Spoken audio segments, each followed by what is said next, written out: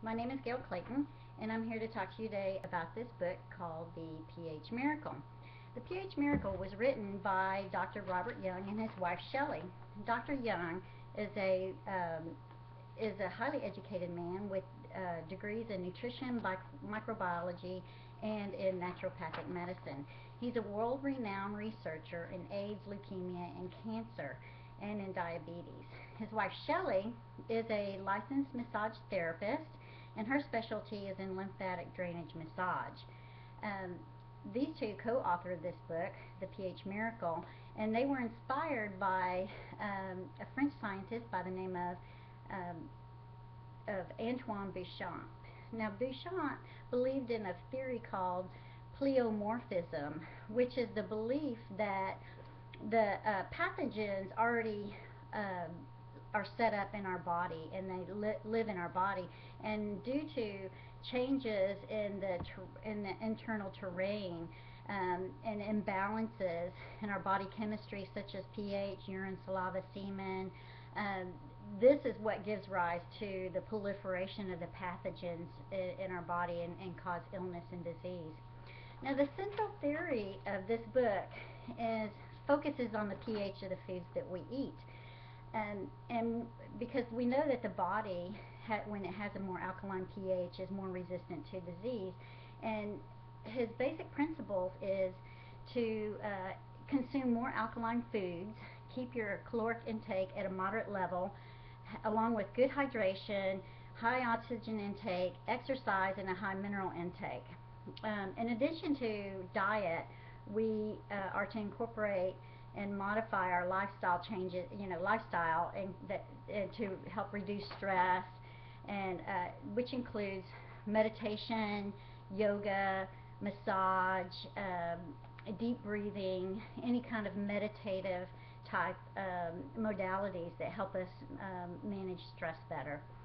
The science behind the theory is very similar to most other health-based diets, and it includes plenty of fresh fruits and vegetables, sprouts, juices, but that 80% of your foods that you intake must be alkaline. So, and it especially focus on more of a raw type vegetables in our diet. Now, we are to avoid acidic foods, and he says foods that are acidic are sugar, refined carbohydrates, processed foods, coffee, dairy products, corn, wheat, and black tea, soda, artificial sweeteners, and such. He uses the term COWS. COWS is an acronym, which C stands for chlorophyll, O stands for essential oils, W stands for alkaline water, and S stands for alkalinizing salts, which he describes alkalinizing salts as Celtic, Himalayan, and sea salts. And he proposes that you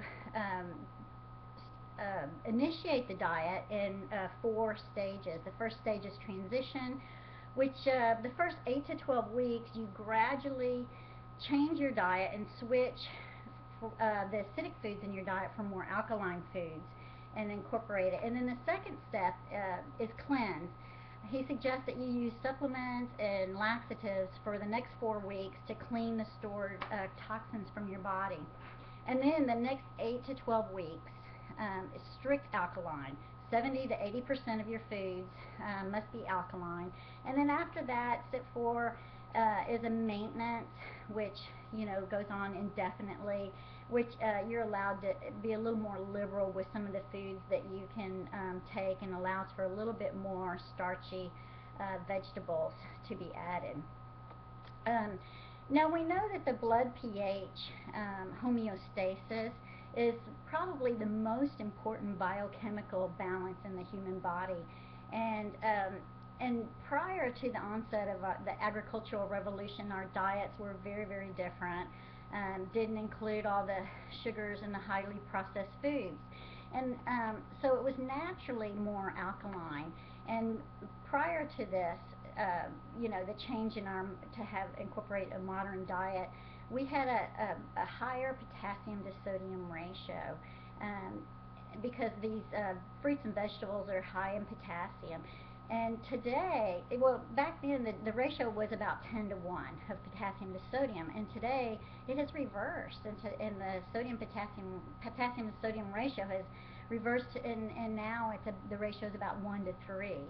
And that can give rise to a condition called metabolic acidosis, and this is correlated with a whole host of illnesses and diseases.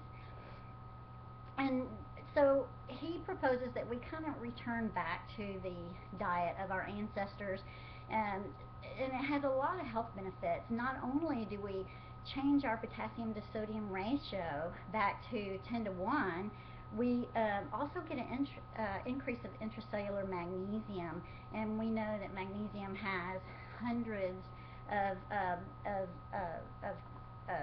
involvement in hundreds of enzymatic reactions and metabolic processes in the body, and an alkaline body also helps you if you're undergoing chemotherapy, because a lot of the chemotherapeutic drugs work better and more efficient in an alkaline environment.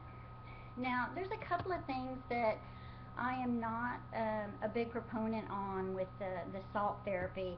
Dr. Young proposes to use a teaspoon of sea salt, or these alkaline salts that he calls it, in a glass of water 3 times a day.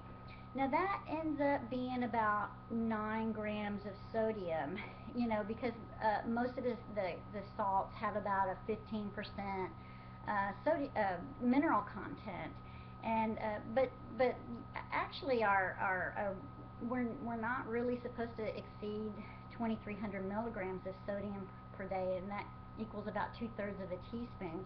High amounts of sodium have been proven to be detrimental and involved in many diseases such as cancer, osteoporosis, kidney stones, hypertension, and others. And another thing that the Miracle Diet does not allow is, it limits the amount of fruits that you have in your diet. He basically wants you to focus on only eating lemons, limes, grapefruits, and pomegranates. And I think that that's a little restrictive, because some of the other fruits have reported health benefits. The berries and all the different colorful fruits. Even though that they're considered a bit acidic, I think it's important to include them, but maybe in limited amounts. So, and overall, I would recommend this diet to my clients. I think it may be a bit difficult to follow, because unless you were like desperately ill and wanted to jump all in and follow it in order to restore your health. But a modified version of this diet that eliminates some of that salt that he recommends and includes some of these highly beneficial fruits and berries would be really beneficial, and because I think that we can benefit from the phytochemicals that they provide. Thank you very much for listening.